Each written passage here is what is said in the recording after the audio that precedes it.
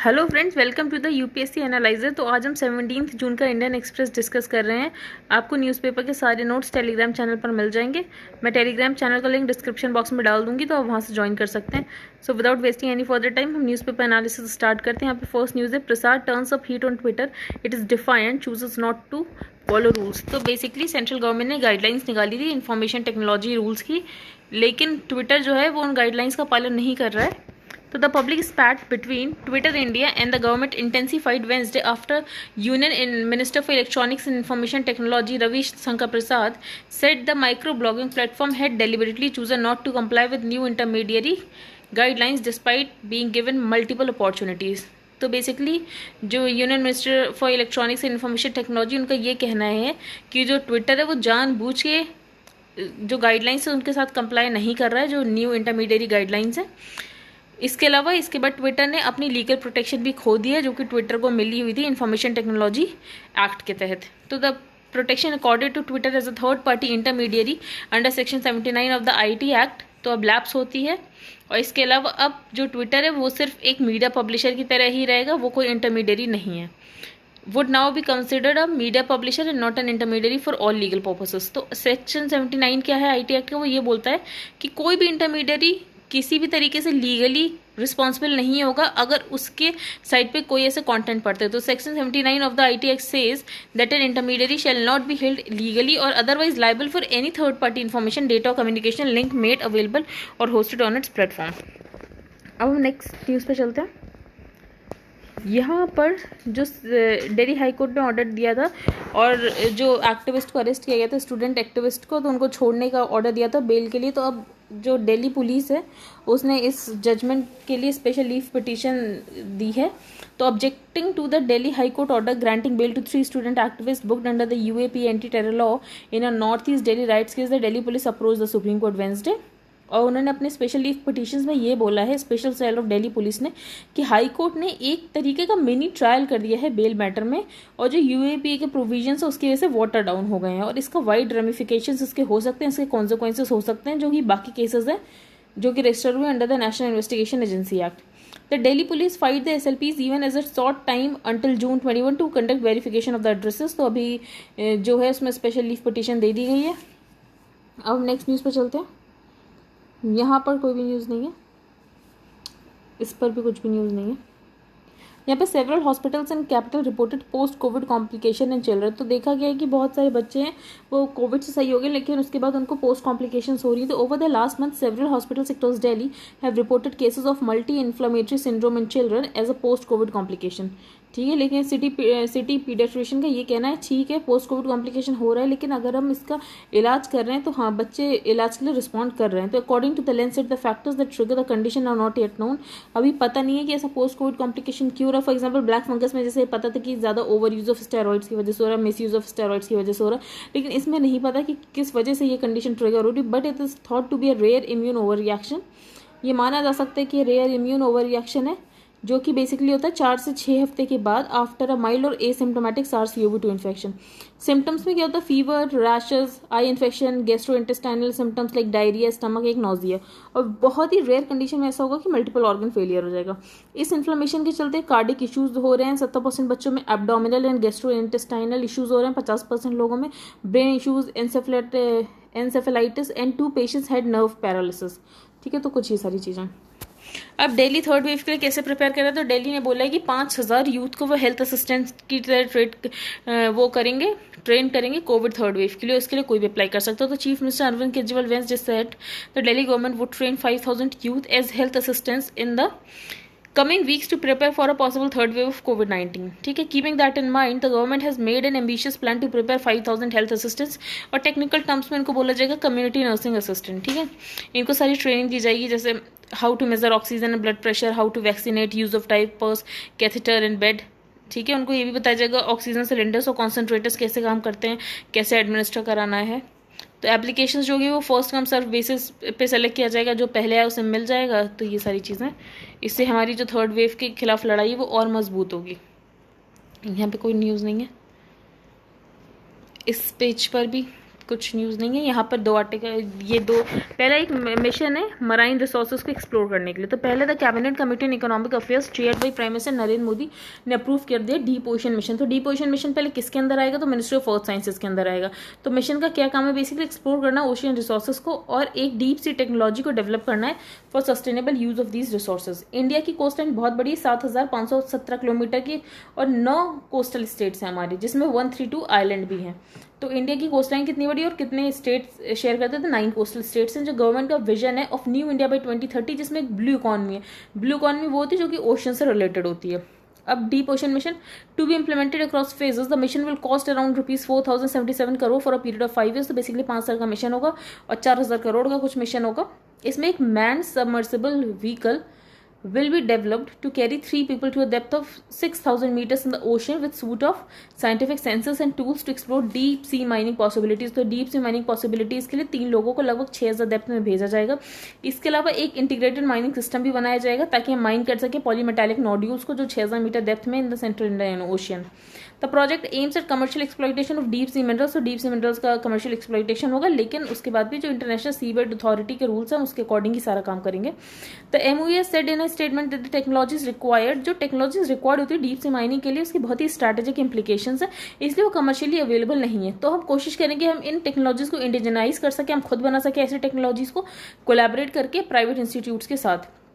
एक research vessel भी होगी जो कि इंडियन शिपयार्ड में बनाई जाएगी। मिशन डेवलप करेगा ocean climate change advisory services, जिसमें कि हम फ्यूचर प्रोजेक्शंस करेंगे कि क्या इंपॉर्टेंट क्लाइमेट वेरिएबल्स हो सकते हैं, क्या चेंजेस हो सकते हैं, अगले 10 साल में क्या होंगे, अगले 100 साल में क्या चेंजेस होंगे। Bio prospecting of deep sea flora and fauna including microbes and studies on sustainable utilization of deep sea bioresources will also be undertaken। इसके अलावा हम डीप सी फ्लोरा और फौना को बायो प्रोस्पेक्ट करेंगे कि कितने फ्लोरा और फौना है, डॉक्यूमेंटिंग करेंगे, डीप सी इकोलॉजी को देखेंगे। These services will also add marine fisheries and allied services. तो डीप ओशन सर्वे किया जाएगा and exploration will be undertaken to explore and identify potential sites कि कहाँ पे इंडियन ओशन एक मिड ओशन एक रीजन है, तो इन सारी चीज़ों की स्टडी की जाएगी। इसके अलावा एक advance marine station for ocean biology भी बनाया जाएगा जो कि डेवलप होगा in human capacity and enterprise in ocean biology and engineering. और इसके अलावा कुछ इंक्यूबेटर फैसिलिटीज बनाई जाएगी। तो मराइन रिसोर्सेज के लिए जो हमारा मिशन है ये इंपॉर्टेंट मिनिस्ट्री ऑफ साइंसेज के अंदर होता है। प्राइम मिनिस्टर का ये कहना है कि हमें रिपेयर की जरूरत है, हेल्थ इंफ्रास्ट्रक्चर अच्छा करना, इकॉनमी अच्छी करनी। तो उन्होंने लोगों को बेसिकली इन्वेस्टर्स को बोला कि इंडिया में इन्वेस्ट करो। तो Modi also said India offers what innovators and investors need, कि इंडिया वो सब कुछ ऑफर करता है जो कि इनोवेटर्स इन्वेस्टर्स को जरूरत है। इंडिया जो कि होम टू है one of the world's largest startup ecosystems in several unicorns have come up in recent years. ये सारी बातें उन्होंने वाइवा टेक समिट में बोली। तो उन्होंने बोलता डिसरप्शन हुआ है हमारी इकॉनमी कोविड के चलते, लेकिन डिसरप्शन का मतलब ये नहीं कि डिस्पेयर है, ठीक है। हमें फोकस करना चाहिए twin foundation of repair and prepare. अब रिपेयर तो इन्वेस्टमेंट्स होगा, तो प्रिपेयर कैसे होना है, तो प्रिपेयर हमें आगे के लिए होना है कि फ्यूचर में कोई पैंडेमिक्स है तो हम उससे कैसे डील करना है। तो this time last year the world was still seeking a vaccine and today 2 vaccines are being made in India and more are in the development on trial stages. तो हमें कंटिन्यू करना, अपने हेल्थ इंफ्रास्ट्रक्चर को repair करना है और हमारी economies को रिपेयर करना है। तो बेसिकली प्राइम मिनिस्टर का ये कहना है रिपेयर या प्रिपेयर का मतलब उनका ये है कि हमें अपने प्लैनेट को इंसुलेट करना है कि आगे कुछ ऐसा पैंडेमिक आए तो हम अपने सस्टेनेबल लाइफ स्टाइल और इन सारी चीज़ों से इकोलॉजिकल डिग्रेडेशन या फिर अपनी कोऑपरेशन करें, रिसर्च करें, इनोवेशन करें ताकि हम नेक्स्ट पैंडेमिक से डील कर सकें। इंडिया में लगभग 1.18 बिलियन मोबाइल फोन्स और 775 मिलियन इंटरनेट यूजर्स है, जो कि बहुत ज़्यादा है, more than the population of several nations. तो डेटा कंजम्पशन इंडिया में हाईएस्ट और चीपेस्ट भी है। तो India are the largest users of social media. This is a diverse and extensive market that awaits you. History has shown that leadership in new technology drives economic strength, job and prosperity. तो इतिहास से ये पता चलता है जो leadership होती है न्यू टेक्नोलॉजी में उससे इकोनॉमिक स्ट्रेंथ आती, जॉब आती, प्रॉस्पेरिटी आती। But our partnerships must also serve a larger purpose in the service humanity. This pandemic सिर्फ हमारे टेस्ट रेजिलियंस का नहीं, बस ये भी है कि हम इमेजिन कितना कर सकते हैं, रिसर्च कितना कर सकते हैं, हम आगे के लिए अपने आप को प्रिपेयर कितना कर सकते हैं। He also said I believe where convention fails, वहाँ पे इनोवेशन की जरूरत है। जहाँ पे कन्वेंशन चीज़ें फेल होती है वहाँ पर ही इनोवेशन की जरूरत होती है। This has been seen during, जैसे कोविड-19 पैंडेमिक में हमने देखा हमें कितने ज़्यादा इनोवेशन करने की जरूरत पड़ी, वैक्सीन बनानी थी। All Nations have suffered losses and faced anxiety about the future. अब नेक्स्ट पेज पे चलते हैं। गवर्नमेंट ने अप्रूव करते OFB restructuring into 7 new defence PSUs, ठीक है। तो द ऑर्डिनेंस फैक्ट्री बोर्ड जो है उसको डिसॉल्व कर दिया जाएगा और उसको रिप्लेस कर दिया जाएगा new defence public sector undertaking से, जो कि ओवरसी करेगी 41 ordnance factories across the country. तो कैबिनेट ने अप्रूव किया है और ये जो होंगे सब 100% ओन होंगे बाय द गवर्नमेंट। अब रिपोर्टर्स से बातें करते समय डिफेंस मिनिस्टर ने ये कहा है जो ओएफबी के एम्प्लॉयज़ हैं 70,000 एम्प्लॉयज़, उनके इंटरेस्ट को सेफगार्ड किया जाएगा कि उनकी जो सर्विस कंडीशन है वो किसी तरीके से अफेक्ट नहीं होंगी। उनको जो मिलने वाला था, जो उनकी सर्विस कंडीशन है वो सेम वैसे ही रहने वाली है। और उनका ये भी कहना है जो ऑर्डिनेंस फैक्ट्री बोर्ड को हम डिसॉल्व कर रहे हैं उससे बहुत फायदे होने वाले हैं। हमारी नेशनल सिक्योरिटी के पर्सपेक्टिव से बहुत ही बड़ा मेजर डिसीजन है।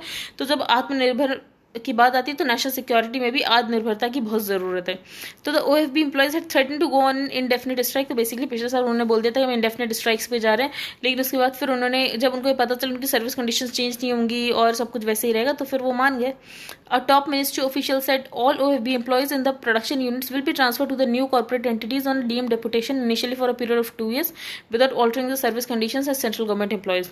जैसे कि ऑफिशियल ने कहा, pension liabilities of the retirees and existing employees will continue to be borne by the government. जो पेंशन लाइबिलिटीज है रिटायरीज की और एग्जिस्टिंग एम्प्लॉयज हो तो उसको तो अभी गवर्नमेंट ही बॉन्ड करेगी।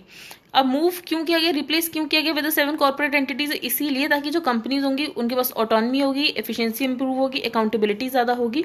The restructuring is aimed at transforming the ordnance factories into productive and profitable assets. तो जो कंपनीज होंगी वो प्रोडक्टिव और प्रॉफिटेबल एसेट्स में बन सकती हैं। उससे अलावा उनका स्पेशलाइजेशन बहुत डीपन होगा, कॉम्पिटेटिवनेस बढ़ेगी और क्वालिटी और कॉस्ट एफिशिएंसी भी बढ़ेगी। द 7 एंटिटीज रिस्पॉन्सिबल होंगी बहुत सारे वर्टिकल्स के लिए। Ammunition and explosives group will be engage in production of ammunition, while vehicles group होगा वो डिफेंस मोबिलिटी का ध्यान रखेगा। तो ऐसे डिवाइड कर दिया गया सबका काम, तो इससे अकाउंटेबिलिटी एफिशिएंसी ये सारी चीजें बढ़ेंगी। He said the new structure will help in overcoming shortcomings in the existing system of OFP by eliminating inefficient supply chains. तो इनएफिशिएंट सप्लाई चेन्स को एलिमिनेट किया जाएगा। The decision to corporatise the OFB पिछले साल ही ले लिया गया था जुलाई 2020 में, और अब बेसिकली इसे इनएफिशिएंसीज को हटाने के लिए अप्लाई किया जा रहा है। यहाँ पे साइंटिस्ट ने स्टडी किया है gene variations in Covid hit children in Karnataka. तो scientist in Karnataka are studying genomic sequences of the SARS-CoV-2 virus among children infected in the second wave, ये देखने के लिए if infections are being caused by the existing variants of the virus और newer ones, क्योंकि virus जो है वो constantly mutate करता है। तो ये देखने वाली बात है कि जो वायरस है उसने वापस अपना रूप चेंज किया कि नहीं किया, क्योंकि वायरस कॉन्स्टेंटली म्यूटेट करता है, वो वाला वायरस पॉपुलेशन में ज्यादा हो जाता है जो वायरस लोगों का इम्यून सिस्टम को एस्केप कर सके। तो the virus is constantly muting. Viruses also follow the principle of survival of the fittest and they will go on mutating and the immune escape variant will be circulated in the population। तो basically ये है कि virus लगातार mutate करता है। अब जो हमारे डिफेंस मिनिस्टर उनका ये कहना है कि वो सपोर्ट करते हैं freedom of navigation in the South China Sea. उन्होंने आसियान डिफेंस मिनिस्टर्स की मीटिंग में ये बोला, India calls for a free open and inclusive water in the Indo Pacific. जैसे हमें इंडो पैसिफिक में ओपन, फ्री और इंक्लूसिव चाहिए, वैसे ही हम सेम साउथ चाइना सी के लिए भी मानते हैं। तो based upon respect for sovereignty and territorial integrity of nations, peaceful resolution of disputes through dialogue and adherence to international rules and laws। तो यहाँ पे बहुत सारे कंट्रीज थे, आसियान नेशंस थे, उसके अलावा कुछ डायलॉग पार्टनर्स भी थे जिसमें Australia, Japan, New Zealand, Republic of Korea, Russia, India, China and the US, ये सारे कंट्रीज थे। Singh said developments in the South China Sea have attracted attention in the region beyond। आपको पता है साउथ चाइना सी में बहुत सारे आइलैंड्स हैं जो डिस्प्यूटेड हैं, जैसे स्कारबोरो शोल, तो ये सारे आइलैंड्स डिस्प्यूटेड हैं, स्पार्टला वगैरह। तो adding that India supports freedom of navigation, over flight and unimpeded commerce in these international waterways. और उन्होंने होप किया जो कोड ऑफ कंडक्ट नेगोशिएशंस हैं जो कि यूएन क्लॉज के अंदर हुए थे, do not prejudice the legitimate rights and interests of nations that are not party to these nations। ठीक है, साउथ चाइना सी एक मेजर डिस्प्यूट है between China and the US. China in recent years has increased military presence in the waterway. तो India ने basically बोला है कि वो ओपन साउथ चाइना सी को सपोर्ट करता है, वहाँ पे फ्रीडम ऑफ नेविगेशन होना चाहिए। हम नेक्स्ट पेज पे चलते हैं। यहाँ पे कुछ नहीं, अब हम आर्टिकल डिस्कस करेंगे फेडरलिज्म पे जो आर्टिकल आया है। यहाँ पे रीजनल विदाउट फेडरल। तो रीसेंट असेंबली इलेक्शंस में हमने देखा कि ज़्यादातर रीजनल गवर्नमेंट्स आई हैं, जैसे कि फॉर एग्जांपल वेस्ट बंगाल में। तो regional assembly elections through up 3 strong state governments that can alter center state relations। Besides having fairly strong majorities, these governments in contrast to some others are politically and ideologically awake to the idea of the state's autonomy। तो अभी हम देखते हैं कि जो federalism India के case में वो कैसे अलग है। जो इंडिया का केस है फेडरलिज्म का वो स्ट्रांग है, लेकिन प्रैक्टिस में देखो फेडरलिज्म तो वीक है। जैसे कॉन्स्टिट्यूशन में स्टेट्स को उसकी पावर दी है, वो कितना टैक्स कलेक्ट कर सकता है, कहाँ कहाँ उसकी पावर है, लेकिन अगर इसको प्रैक्टिस में देखो तो हमारे यहाँ फेडरलिज्म को इतना अच्छे से प्रैक्टिस नहीं किया जाता है। वो इसीलिए क्योंकि हमारे जो सेंट्रलाइज कॉन्स्टिट्यूशनल आर्किटेक्चर है, and more because of the lack of appreciation कि about what federal practice can do for democracy and unity। तो अभी हमें इसके बारे में पता ही नहीं कि फेडरल प्रैक्टिसेस हमें कितना फ़ायदा हो सकता है। Ironically federal practice become weaker, particularly when it is required more. When parts of the country are restless over their identities, policy response tend to turn more into a hardline non-federal approach. तो basically हमने देखा होगा कि जैसे कोई भी issue होता है, फॉर एग्जाम्पल एक बहुत ही एग्जाम्पल जैसे नागालैंड है, तो उनका नागा का इशू होता है, तो अगर वो थोड़ा सा भी रेबल करते हैं तो क्या किया जाता है, बेसिकली जो सेंट्रलाइजिंग टेंडेंसी सेंट्रल गवर्नमेंट के द्वारा वो और ज़्यादा बढ़ा दी जाती है. तो ऑथर ने बोला है federal practice becomes weaker, particularly when it is required more. When parts of the countries are restless over their identities, policy response tends to turn more into a hardline non-federal approach. ठीक है. When national leadership emerges as a larger than life, federal practices are eclipsed. तो author ने बोला कि अगर कोई भी regional identity की बात करता है तो वहाँ पर और ज़्यादा सेंट्रलाइजिंग टेंडेंसी ला दी जाती है. The new regime brought in by the BJP did invoke the federal principle. जैसे 2014 की कैंपेन में बोला था बीजेपी ने कि हम आएंगे तो हम स्टेट्स को सीएम्स को ऑटोनॉमी देंगे, लेकिन ऐसा उसको देखा नहीं गया. जैसे ही वो ये सब कुछ प्रैक्टिस बैनिश हो गया, तो however it was quickly banish from the practice, not just क्योंकि रिजीम स्केप्टिकल होती कि स्टेट्स को ज़्यादा पावर मिल जाएगी, शेयरिंग ऑफ पावर करनी पड़ेगी. तो ये सारी चीज़ें हमेशा जो सेंटर पे गवर्नमेंट होती है वो इसके लिए अवर्ड्स होती है, इररिस्पेक्टिव ऑफ वो किसकी गवर्नमेंट, वो बीजेपी की या कांग्रेस की, इससे फर्क नहीं पड़ता. अब इंपॉर्टेंट एस्पेक्ट क्या है इंडिया का फेडरलिज्म का, तो जो स्पेशल प्रोविजन था जम्मू कश्मीर का आर्टिकल 370 उसे हटा दिया गया था. इसके अलावा ये भी कहना ऑथर का, the regime had already begun corroding federal practices by destabilizing non-BJP state governments. के जो non-BJP state governments को destabilize किया जा रहा है. The pandemic became the most effective legitimation of centralization. Author ने बोला जहाँ पे ज़रूरत थी पैंडेमिक में सेंट्रलाइजेशन करने की वहाँ तो की नहीं, और जहाँ पे नहीं थी वहाँ पे सेंट्रलाइजेशन किया. फॉर एग्जाम्पल जब स्टार्टिंग में जब कोविड वेव आई थी, लॉकडाउन लगाना था, तो वहाँ पे सेंटर ने सब कुछ अपने हाथ में रखा था. अभी वैक्सीनेशन में ज़रूरत थी तो स्टेट्स को दे दिया गया था कि आप प्रोक्योर करो, बट बाद में उसने अपनी वैक्सीन पॉलिसी चेंज की. तो पहले जहाँ ज़रूरत थी तो वहाँ तो किया नहीं, बाद में जब ज़रूरत नहीं थी तो वहाँ पे सेंट्रलाइजेशन किया. तो ये तो it was a test of India's federal dynamics in that it is required both central initiative and autonomy of the state specific responsives. Instead, it saw centralization where not required and abdication by the center when it required by the most. तो जहाँ पे जरूरत थी वहाँ पे नहीं किया, जब नहीं थी तो उसके बाद किया. तो this resulted in states asking the center to take up responsibility. तो वैक्सीन के बाद फिर जो states हैं उन्होंने सेंटर को बोला आप रिस्पॉन्सिबिलिटी लो वैक्सीन की, तो allowing the center to become more overbearing. ठीक है. अब ऑथर ने ये बोला है, तो ठीक है, अब फेडरलिज्म तो चला गया, तो फेडरलिज्म को वापस से रीइंस्टेट कैसे किया जाता है.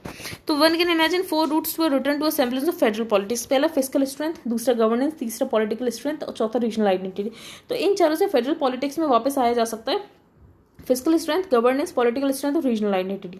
अब इंडिया की इकोनॉमी जैसे जैसे डिक्लाइन करी, तो ये तो बहुत ही अनलाइकली है कि सेंटर जो है वो स्टेट को ज़्यादा पैसे देगा. ठीक है, कि ज़्यादा रिसोर्सेज देने की बात करेगा, तो पहला ऑप्शन तो कैंसिल हो जाता है.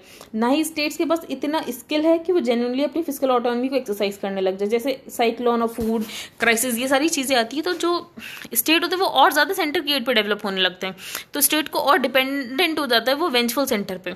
अब दूसरा ये है स्टेट अपनी ऑटोनॉमी बढ़ा सकते हैं और सेंटर के में गवर्नेंस के मामले में उनसे एक कंपटीशन किया जा सकता है. लेकिन रिकॉर्ड देखें तो स्टेट्स के यहाँ पे भी ज़्यादा अच्छा नहीं है. केरला ने थोड़ी डिसेंट हैंडलिंग की कोविड की और थोड़ा वेस्ट बंगाल ने.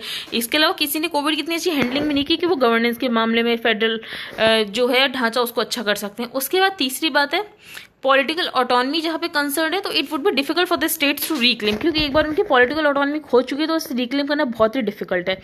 For example besides non BJP parties themselves centralise as much as the BJP, they thus become weak political sources for demanding autonomy.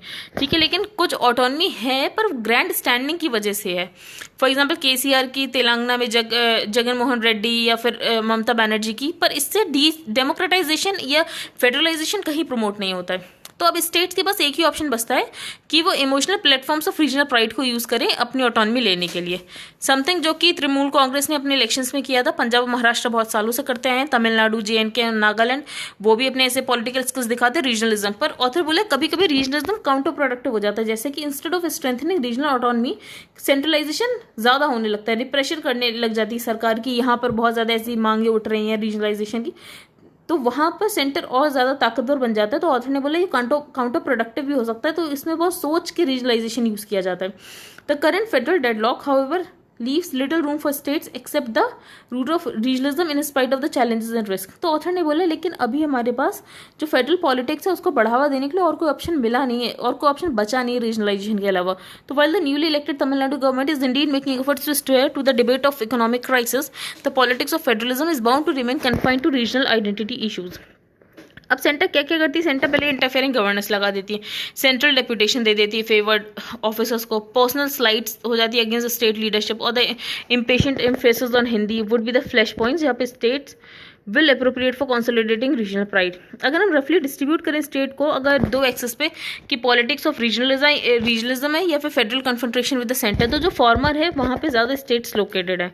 तो the majority of the states to they mark by low intensity regionalism and low intensity. तो अभी हम देख रहे हैं ज़्यादा तो दोनों चीज़ें ही लो है, फेडरल कॉन्फ्रंट्रेशन भी कम है और साथ में रीजनलिज्म भी बहुत ज़्यादा लो है। अगर states now move there to high intensity regionalism, तो जो रीजनलिज्म होगा तो सेंटर नेगोशिएट करने की कोशिश करेगा। तो this pathway might not in itself consolidate federal politics, पर हाँ हम ये बोल सकते हैं कम से कम फेडरल पॉलिटिक्स की तरफ आगे बढ़ाया तो जा सकता है इसके द्वारा। तो this new possible wave of the politics of regional phase. अब रीजनलिज्म के भी दो क्रिटिकल हर्डल्स है। पहला ये आइसोलेशन में होता है। फॉर एग्जांपल तेलंगाना अपने रीजनलिज्म के लिए लड़ेगा, पंजाब अपने रीजनलिज्म के लिए लड़ेगा, तो आपस में उनके बीच में कोई कोऑपरेशन नहीं होगा। तो each region gets entangled more into its separate existential and imaginary glory rather than coordinating with other, और ना ही वो सेंटर के साथ फिर कोऑर्डिनेट करेगा। तो रीजनलिज्म के भी अपने नुकसान है, जैसे कि वो आइसोलेशन में काम करता है। अब ऑथर ने बोला है कि सेंटर भी किस तरीके से इसे यूज़ करती है। तो इन द लास्ट 7 years जो बीजेपी है वो अपना हिंदुत्व का एजेंडा लेके चलती है, लेकिन वो हर स्टेट में जाके अपने पेन हिंदुत्व को उस रीजनल वेरिएशंस के साथ ढाल देती है। Long ago for example it experimented with this route by first enlarging the issue of Gujarati asmita and then conflating it with Hindu. ठीक है, उनके रीजनल चीज़ को वो हिंदू के साथ जोड़ देती है। तो इससे ये सेंटर यूज़ कर रही है रीजनल पॉलिटिक्स को कैसे, ये ऑथर ने बताया। हम नेक्स्ट पेज पे चलते हैं। अब बाइडेन और पुतिन की मीटिंग होगी, लेकिन मीटिंग में कुछ खास ऐसा निकला नहीं। अब इशू क्या है रशिया और यूएसए में, तो जो इश्यूज हैं वो बेसिकली इसीलिए हैं including foreign interference in US elections. तो यूएस इलेक्शंस में रशिया की इंटरफेरेंस देखी गई थी, साइबर अटैक्स जो कि रशिया करता है यूएस पे, लैप्सिंग आर्म्स ट्रीटी वो हो रही थी, the treatment of Kremlin critic Navalny. तो जो रशिया है उनका एक क्रिटिक है, उनका ऑपोजिशन नेवल्नी, तो उसे मारने की कोशिश की गई थी। And troop buildup at the Ukraine border. ठीक है, यूक्रेन बॉर्डर, इससे पहले रशिया ने क्रीमिया का एनेक्सेशन कर लिया, तो ये सारी दिक्कतें, तो इसके बीच में दोनों कंट्रीज के बीच में डिसएग्रीमेंट्स थे। तो समिट को ऐसा देखा गया कि हाँ ये सारी चीज़ें सॉल्व हो सकती है, लेकिन ऐसी कोई बात निकलती हुई दिखी नहीं। तो इन दोनों के बीच में मीटिंग हुई थी, तो अभी ऐसा कुछ निकला नहीं। इसके अलावा कुछ डिस्कशंस किए गए, जो न्यू स्टार्ट ट्रीटी है उसका एक्सटेंशन होना था, तो वो तो बेसिकली हो ही रहा है न्यू स्टार्ट ट्रीटी का एक्सटेंशन। बाकी यूएस बोल रहा है कि जो रशिया रिस्पॉन्सिबिलिटी लेनी चाहिए उसको, जो भी साइबर अटैक्स करता है यूएस में। अब हम आगे चलते हैं। UK trial find Regeneron antiviral therapy save life. तो रीजेनरल क्या है, तो रीजेनरल एक इमरजेंसी ऑथराइजेशन दिया गया है इस ड्रग को to be given to high risk patients जो कि भी सिक है, पर इतने भी सिक नहीं है कि हॉस्पिटलाइज्ड है। तो कभी आएगी रीजेनरल को क्या चीज़ है, तो आपको पता होना चाहिए रीजेनरल क्या है। अब नेक्स्ट पे चलते हैं। अब heat on the big tech, अभी एक पेपर निकला, उस पेपर में क्या चीज़ें बताई गई हैं तो वो हम देखते हैं। जैसे ऑनलाइन सेलिंग प्लेटफॉर्म्स होते हैं, बिसाइड्स बीइंग अ रिटेलर, जैसे अमेजोन है वो अपने आप के मार्केटिंग प्लेटफॉर्म भी बना रहा है, फिर उसका खुद का सामान भी बिकता है उस पर। तो a marketing platform, a delivery and logistics network, payment service, Amazon pay भी है, क्रेडिट लेंडर आपको लोन भी देगा, auction house, a major book publisher, मतलब बहुत सारे काम कर रहा है, hardware manufacturer and a leading host of cloud service space. तो पेपर ने आर्ग्यू किया जो करंट एंटी ट्रस्ट लॉस चल रहे हैं incapable of addressing the harm cause by dominate. तो जो एंटी ट्रस्ट लॉ चल रहे हैं वो इतने नहीं है एंटी ट्रस्ट कि वो इतने सारे जो हार्म पहुंचा रहे हैं कि ऑनलाइन ई कॉमर्स कंपनी उससे डील किया जा सके। तो Khan set The current framework in an antitrust specifically gets pegging competition to consumer welfare defined as the short term price effect, और इससे बहुत ज़्यादा नुकसान होने वाला। फॉर एग्जाम्पल इंडिया ने जो न्यू ट्विटर रूल्स निकाले, और इससे पहले इंडिया ने बहुत साल पहले बोला था under pressure from domestic lobbies कि हम कंपनीज को काउंटर करेंगे अमेजोन और फ्लिपकार्ट से, तो गवर्नमेंट उसके लिए रूल्स भी लेकर आई थी कि वो अपना सामान नहीं बेच सकते अपने प्लेटफॉर्म पर। फॉर एग्जाम्पल अमेजोन कोई सामान बेच रहा बना रहा तो अमेजोन पर नहीं बेच सकता है। अब जो खान है तो उन्होंने भी ये बोला था कि जो आइडिया है बेसिकली ये होता है इंडियन गवर्नमेंट्स के न्यू रूल्स का, ये कि आप अपना मार्केट प्लेस नहीं चला सकते, या तो अपना मार्केट प्लेस चलाओ या तो अपने गुड्स बेचो मार्केट प्लेस में, उन दोनों में से एक ही काम कर सकते हो। तो उन्होंने बताया भी कैसे काम करता है कि इसका मोडस ऑपरेंडी क्या है। तो Amazon will spot their best selling products. पहले वो देखेगा कि फॉर एग्जाम्पल कैमरा, कौन सा कैमरा बेस्ट है, फिर सेम कैमरा अपने ब्रांड का बना देगा और अपने ब्रांड के कैमरे को ऊपर दिखाने लगेगा कि ये बेस्ट सेलर है, ताकि उसका ब्रांड बिकने लग जाए, और जो मेनली जिसका था कैमरा फिर उसके सेल्स डाउन चले जाएं। तो Amazon will spot their best selling products and then produce an Amazon branded version demoting them in search listings and eating their sales। तो बेसिकली ये किया जाता है। तो फिर ऐसा बोल दिया गया था इंडिया के द्वारा कि या तो आप मार्केट प्लेस चला सकते हो या तो अपना सामान बेच सकते हो, आप एक ही काम कर सकते हो उन दोनों में से। अब what loss of safe harbour means for Twitter, तो ये मैंने आपको फर्स्ट पेज में बताया कि ट्विटर को अब section 79 of the IT act के अंदर इंटरमीडियरी नहीं माना जाएगा, उसे सिर्फ एक मीडिया पब्लिशर माना जाएगा, और जो आईपीसी को उस पर कोई भी लीगल प्रोविजंस लगाए जा सकते हैं। तो the Twitter was on Wednesday again in line of the fire of ministry of electronic and information technology, क्योंकि उसने रूल्स नहीं माने, ना नोडल ऑफिसर अपॉइंट किया, ना ही रेजिडेंट ग्रीवेंस ऑफिसर अपॉइंट किया। तो सेक्शन 79 ये बोलता है intermediary shall not be held legally और otherwise liable for any third party information, कि अगर किसी ने उस पर होस्ट की। लेकिन अब ये सेफ हार्बर हटा दिया गया है ट्विटर पर से। लेकिन इसका मतलब ये नहीं है कि अब बिल्कुल प्रोटेक्शन इसने खो दी है कि कोई भी बुक करे कंटेंट के लिए तो ऐसा हो जाएगा, ऐसा नहीं होगा। तो safe harbour immunity which was earlier automatically applicable for third party content, अब इसका थोड़ा वैलिड लीगल डिफेंस चेंज हो गया। तो एक्सपर्ट्स कहते हैं हमारे लिए इंपॉर्टेंट है। अब हॉलमार्किंग जो गोल्ड की है वो मैंडेटरी कर दी गई है कुछ डिस्ट्रिक्ट्स में जिनका 40 लाख से ऊपर का टर्नओवर उन ज्वेलर्स के लिए। तो ब्यूरो ऑफ इंडियन स्टैंडर्ड्स ये बोलता है जो गोल्ड और सिल्वर है वहाँ पे हॉलमार्किंग होनी चाहिए। हॉलमार्किंग ये बताता है कि इसमें कितने कैरेट गोल्ड है, 18 कैरेट, 24 कैरेट, जो भी कैरेट है। इससे प्योरिटी ऑफ फाइननेस की जांच होती है कि सच में ऐसा है, कि मतलब फॉर एग्जाम्पल एक टैग लगे कि हाँ ऐसा है, ये सच है। वरना आप पहले जाते थे तो ज्वेलर बोल देता था 21 कैरेट, 18 कैरेट, तो उसके कहने पर हम मान लेते थे। लेकिन नहीं, अब हॉलमार्किंग होगी एग्जैक्टली। अब नोटिफिकेशन के तहत गवर्नमेंट ने 2 कैटेगरीज नोटिफाई की, गोल्ड ज्वेलरी और गोल्ड आर्टिफैक्ट और सिल्वर। ठीक है, डिपार्टमेंट ऑफ कंज्यूमर अफेयर्स के चलते जो एक्सपोर्ट और री इम्पोर्ट है ज्वेलरी का, उनको वो कर दिया, एक्सेप्शन दे दी गई कि वो ना भी हॉलमार्किंग करे तो कोई बात नहीं। इसके अलावा these exemption gold watches, fountain pens और स्पेशल टाइप्स ऑफ ज्वेलरी के लिए, कुंदन, पोल की, जड़ाऊ जो भी होता है। तो according to the Department of Consumer Affairs, export and re import of jewellery as per trade policy of Government of India, jewellery for international exhibitions will be exempted from mandatory hallmarking. अब Ministry of Consumer Affairs ने यह भी बोला है कि उन्होंने decide किया कि 256 डिस्ट्रिक्ट में ये मैंडेटरी कर दिया गया है। साथ में 40 लाख से कम जिनकी टर्नओवर वो ना भी करे तो कोई बात नहीं है। Ministry says jewellers can continue. अब जो ओल्ड ज्वेलरी जिसपे हॉलमार्किंग नहीं है तो लेकिन कोई उसको बेचना चाहता तो वो खरीद लेंगे ज्वेलर, ठीक है, उसमें कोई दिक्कत नहीं आएगी। 3 तरीके होंगी, 22 कैरेट, 18 कैरेट, 14 कैरेट। अब इंडिया बिगेस्ट कंज्यूमर है गोल्ड का, लेकिन अभी देखिए जाए तो सिर्फ 30% इंडियन गोल्ड ज्वेलरी जो कि हॉलमार्क्ड है। वो इस वजह से भी हॉलमार्किंग इतनी कम है कि हमारे ऐसे ही और हॉलमार्किंग सेंटर्स बहुत कम है। तो ये वाली पहली दिक्कत है, ठीक है। बस और कुछ इसमें खास इंपॉर्टेंट नहीं है। हम नेक्स्ट पेज पे चलते हैं। यहाँ पे पोस्ट वीआरएस स्टाफ शॉर्टेज।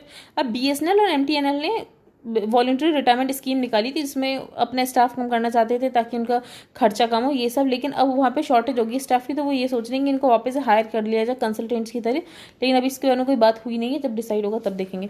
अब स्टेट ऑफ इकॉनमी एक रिपोर्ट निकालता है आरबीआई। तो आरबीआई ने बोला है जो स्पीड और स्केल होगा वैक्सीनेशन का वो ये डिसाइड करेगा कि हमारी इकोनॉमिक रिकवरी कैसी अच्छी होने वाली है।